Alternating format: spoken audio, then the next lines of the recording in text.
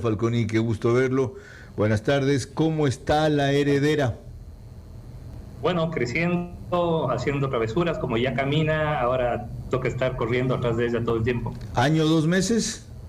Año, 4 meses. Wow, ¿sigue siendo guapa como la madre y distinta al padre? Ese fue el convenio original. Con su cara y mi corazón. Ya tendrá oportunidad de un varón para que se parezca a usted. Saludos a su esposa. Yo tengo uno. Saludos a su esposa y a su niña. Un último consejo. Usted que toma buenas fotografías, no solo de los platos de comida que prepara, sino de su hija. Usted puede ser más flata con esa niña como abogada, como modelo de ropa, que usted como abogado penalista. Eso sin duda. El problema es que todavía no tengo el consentimiento de ella para... ¡Qué bien! Típica respuesta de abogado. Ok, mire, juguemos ping-pong porque tengo demasiados asuntos que consultarle. Y no es que poco tiempo para oírlo, sino necesidad de definiciones rápidas. Voy a comenzar por una que quizá le llame la atención. ¿Por qué diablos fue tan poca gente en Quito a la manifestación contra la Asamblea? Yo calculo que máximo 3.000 personas. Sí, 3.000 está usted exagerando un montón. Yo creo que no pasaron de 1.000. Sí, wow. Llegaron a 1.000. Wow. Sí, llegaron a 1.000. ¿Qué pasa en Quito? Es decir, prácticamente hubo la misma cantidad de amnistiados que de protestantes. Imagínese usted. Usted es cruel, ya exageró, ya, lo está siendo cruel. Pero, a ver, es un tema que no convoca. A la gente le importa un carajo el tema de las amnistías. Perdóneme que te lo digas, Carlos, pero evidentemente hay una distancia abismal entre lo que se debate por parte de nuestra clase política y los problemas de la calle, lo que le preocupa al tipo del común. Entonces, claro, mientras hay un problema de inseguridad bestial, mientras hay un problema, ahora, si uno quiere llevarle a alguien a un sitio caro, hay que llevarle a una gasolinera, porque olvídese, está inalcanzables los precios. La inflación empieza a empujar hacia arriba. La gente siente ya problemas serios en su economía familiar. Bueno, eso es lo que quería oír. Y como hay una mayoría de la Asamblea que sí entiende eso, acaban de expedir, no sé el nombre exactamente, una ley derogatoria o reformatoria de la tributaria de Guillermo Lasso que le clavó impuestos a la clase media. Hoy preguntaba yo, ¿tiene atribuciones la Asamblea para hacer una cosa así? Primero, si las tiene, ¿entra en vigencia eso y se suspende ese cobro de impuestos o hay que esperar la publicación en el registro oficial? ¿Pasa por un veto presidencial primero y según eso vemos qué pasa? Y la otra cuestión que es importante, ¿se requiere un pronunciamiento de la Corte Constitucional en esa materia o no? No se requiere un pronunciamiento, pero a ver, estamos cayendo un poco en el ultraconstitucionalismo, muy a pesar de la Corte Constitucional. Digo muy a pesar de la Corte Constitucional porque estoy seguro que la Corte Constitucional no quiere jugar ese rol, pero le toca. Es decir, aquí en el Ecuador, como tenemos tan poca institucionalidad y tan pocas entidades en las que podemos confiar, y realmente prácticamente la única es la Corte Constitucional, entonces a la final hemos decidido dejar todo para discutirlo en sede constitucional.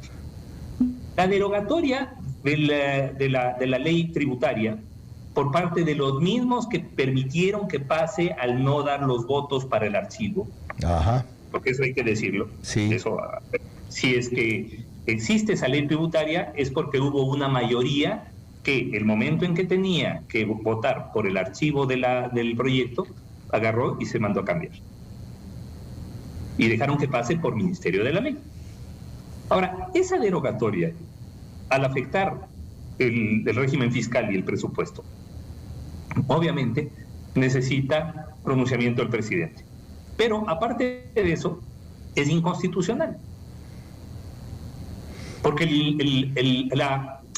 la Asamblea por sí y ante sí no puede agarrar y decir, bueno, dejo sin efecto y chao, se acabó. Ya, es decir, no surte efecto inmediato. No, es decir, se mandará a publicar al registro oficial tal vez, pero se demandará la inconstitucionalidad de ese proyecto de ley derogatorio y con seguridad la Corte Constitucional tendrá que decir, lea bien la Constitución, usted no podía hacerlo. Ya, siguiente tema. El proponente del juicio político al procurador desistió desde ayer.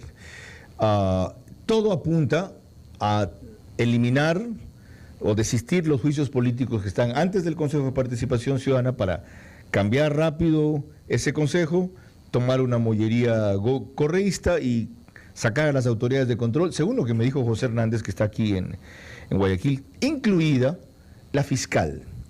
¿Usted ve que una maniobra así pueda prosperar? Mire, es decir, políticamente, jurídicamente es posible. Ajá. Es decir, la capacidad de fiscalización de la Asamblea le permite hacer eso.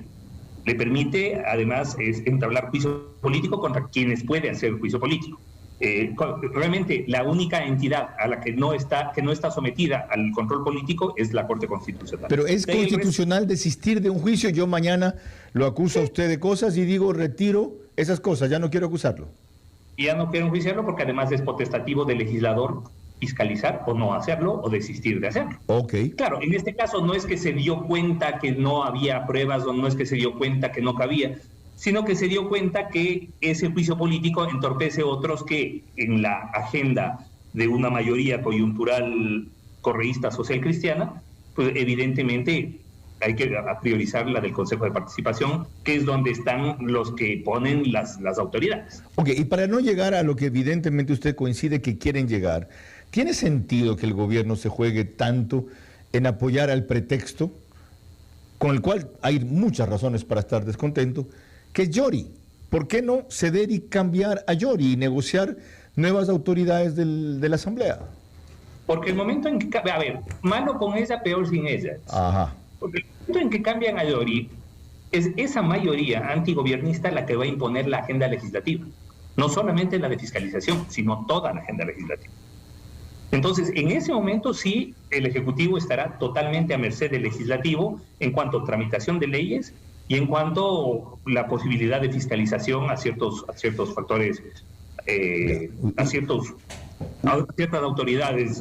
Usted lo definió muy bien. Usted lo definió muy bien. Yo diría que con crueldad, para variar. Usted dirá que con finura o con sarcasmo, con crueldad. Pero es cierto, con una dosis de realismo terrible. Mal sin ella, mal con ella, peor con ella. Ya, ¿hasta cuándo esta vaina? ¿Es la muerte cruzada que otra vez están cocinando nuevamente en Carondelet la salida? Mierda para asambleístas, Carlos. Es que el problema es el votante. O sea, nosotros hablamos, ya es hora de que empecemos a asumir un poquito de responsabilidad de las cagadas que hacemos a la hora de poner el voto. Perdóneme. O sea, nosotros hablamos de los políticos, de los asambleístas, del presidente, del gobierno, como si fuera una especie de estructura que nos la impusieron desde Marte. Ajá. O que nos apareció de pronto por obra y gracia del Espíritu Santo. No pasó. No, nosotros los elegimos, no jodan. Entonces ya dejen de elegir pendejos. Eso es lo que tienen que hacer. ¿Y cómo hacemos para dejar de elegir pendejos?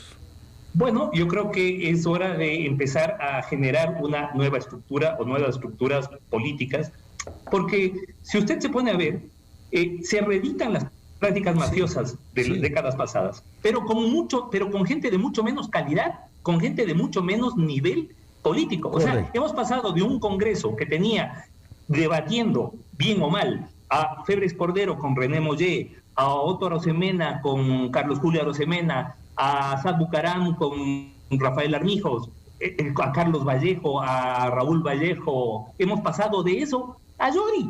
Hemos pasado de eso a lo que tenemos ahora. Ya, eso nos lleva a la consulta. Con honrosas, pero, a ver, llamamos a consulta y ¿sabe qué es lo que nos van a poner? Lo mismo. ¿Y sabe a quiénes vamos a elegir? A lo mismo. No me diga eso, ya se puso catastrófico, o sea, no tenemos salida. Pero ¿qué más? ¿Usted ve una renovación estructural? Porque además, usted ve que los cuadros jóvenes, cuando dicen es que hay que poner jóvenes, van enseguida a los programas de farándula y dicen vamos a poner a los de combate, vamos a poner a la cantante no sé cuántito, vamos a poner a la bombón. Okay. Esos son los legisladores que nos ponen las estructuras políticas y luego decimos ¿por qué tenemos unas leyes de pésima calidad? Peor entonces, si esto pasa por elegir bien, elecciones legislativas recién habrán en 3 años, intermedias hay en 2 años, ¿cómo salimos de este atascadero? Vea, este atascadero se llama Ecuador y vivimos en un atascadero desde hace tiempo. Es decir, a ver, ojo, y yo no digo que eso esté bien, pero mientras mientras no podamos construir mínimos de acuerdo entre los diferentes grupos, mientras sigamos jugando, mientras entendamos que la oposición es quememos todo porque ya lo arreglaremos cuando seamos gobierno, mientras sigamos utilizando las ideologías y el pensamiento como armas arrojadizas a la cabeza del contrario, esto no camina. Ya me dio una salida y quien tiene que proponerla es el gobierno. Acuerdos mínimos. Mencióname 5 el temas. El presidente tiene que invitar es decir, y ponerse de acuerdo a una agenda mínima y decir, bueno, a ver, lleguemos a un mínimo, necesitamos una mejor justicia. Tenemos una justicia que va caminando súper mal. Okay, pero tener una mejor justicia no significa poner a mis panas o sacar a tus panas para poner a los míos. Coincido. Una mejor justicia. Deme 4 elementos más de un acuerdo mínimo. A ver, justicia, punto 1. ¿Ya? Seguridad ciudadana. ¿Ya? Yo creo que ese es un otro. Punto 2. Pactos de mínima gobernabilidad. Okay. Es decir, a ver, si yo para gobernar necesito cierta mínima tranquilidad política en el legislativo. De lo contrario, no puedo gobernar. Pero si estás aprovechando cada cosa para tirar palos a las ruedas, entonces, claro, estás jugando todos los días a conspirar y a que me caiga. Deme 2 elementos más. Y acuerdo mínimo, acuerdo económico mínimo. Es decir, a ver, no importa si tú eres de izquierdas o de derechas, pero necesitamos ponernos de acuerdo en ciertos mínimos en los cuales podamos coincidir. Mínimos laborales, mínimos de incentivos empresariales, mínimos de, además, temas como educación y salud. Esos son mínimos. La educación no es de izquierdas o de derechas. A mí me encantaría que, por ejemplo, que tengamos un gobierno de izquierda con la mentalidad de derecha que tenía Merkel sobre la educación. Correcto. A mí me encantaría que usted sea político, no abogado, pero eso es imposible. Le agradezco por su tiempo, por su claridad. Seguramente por no serlo tiene esa claridad, esa independencia y esa lengua también. Un gran abrazo, doctor. Un gran abrazo. Ramiro García Falconi, con la claridad, la